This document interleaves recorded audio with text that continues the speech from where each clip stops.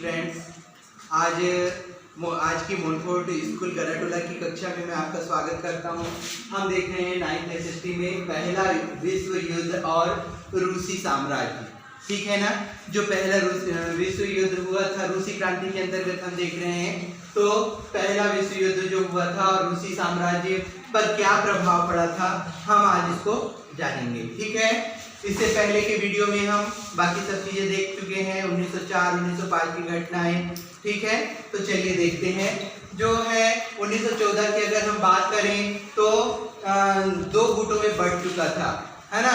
जो देश था वो क्या हुआ था, दो गुटों में बढ़ चुका था।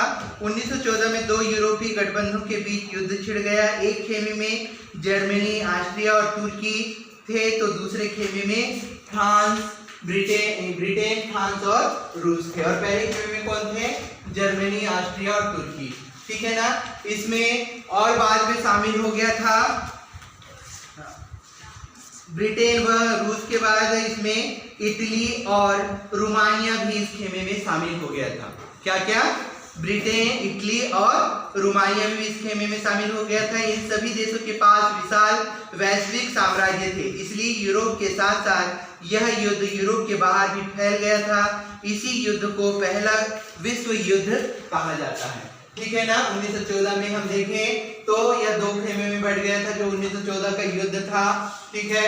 इसमें पहले खेमे में जर्मनी, ऑस्ट्रिया और तुर्की थे, तो दूसरे खेमे में ब्रिटेन, फ्रांस और रूस थे। ठीक है।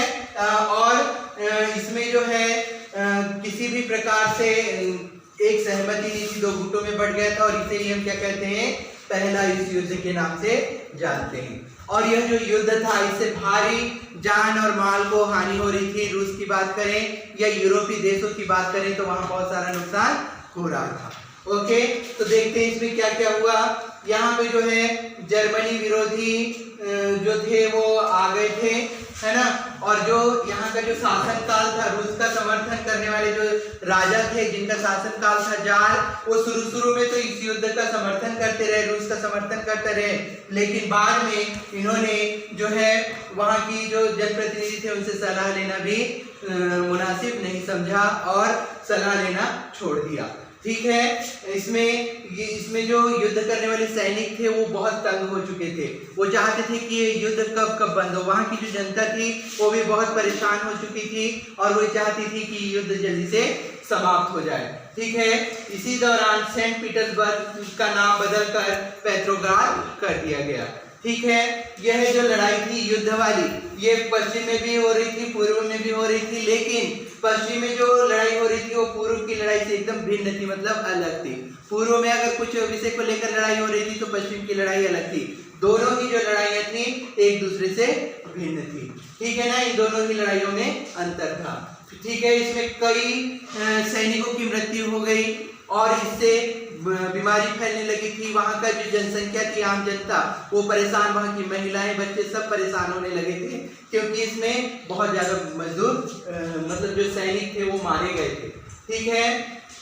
इसमें जो है सैनिकों का जो मनोबल है वो दिनों दिन गिरते जा रहा था, क्योंकि उन्हें भरपेट रोटी नहीं मिलती थी और वह अच्छे से युद्ध भी नहीं कर पा रहे थे। ठीक है। 1914 से 1916 तक के अगर हम समय को देखते हैं तो इस समय जो है रूस को पराजय मतलब हार का सामना करना पड़ा था। कब 1914 से 1916 तक की अगर हम बात करें तो इस समय रूस को पराजय का सामना करना पड़ा, मतलब ये इनको हार का सामना करना पड़ा था।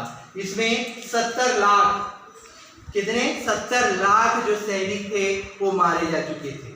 ठीक है ना।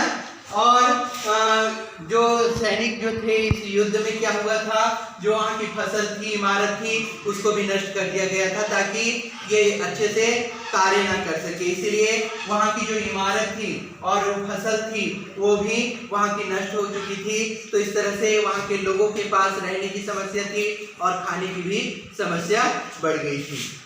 ठीक है। वहाँ के जो उद्योग धंधे थे वो भी नष्ट हो गए थे। समुद्री रास्ते से जहाँ से आया जाया जाता था, व्यापार किया जाता था, जो रूस का सामान है बाहर जाया जाता था, वो भी सब बंद हो गया था। इस कारण भी वहाँ पे बहुत सारी आर्थिक संकट सामने आई थी। ठीक है ना। तो इस तरह से हम देखते हैं कि जो है ये जो है पहला विश्व युद्ध और रूसी साम्राज्य इससे बहुत ज्यादा प्रभावित हो गया था। रूसी साम्राज्य को बहुत सारी मुश्किलों का सामना करना पड़ा। युद्ध में उद्योग पर बुरा असर पड़ा।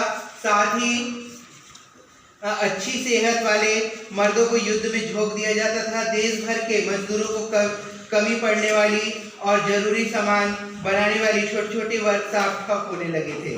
ज्यादातर अनाज सैनिक का पेट भरने के लिए मोर्चे पर भेजा जाने लगा, लेकिन रूस की जो जनता थी उनको सामान नहीं मिलता था। ठीक है, वहाँ की जो दुकानें हैं वहाँ पर दंगे होने लगे थे।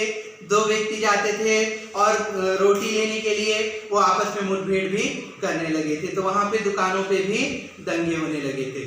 ओके स्टूडेंट्स, आज के इस वीडियो में बस इतना ही। Thank you.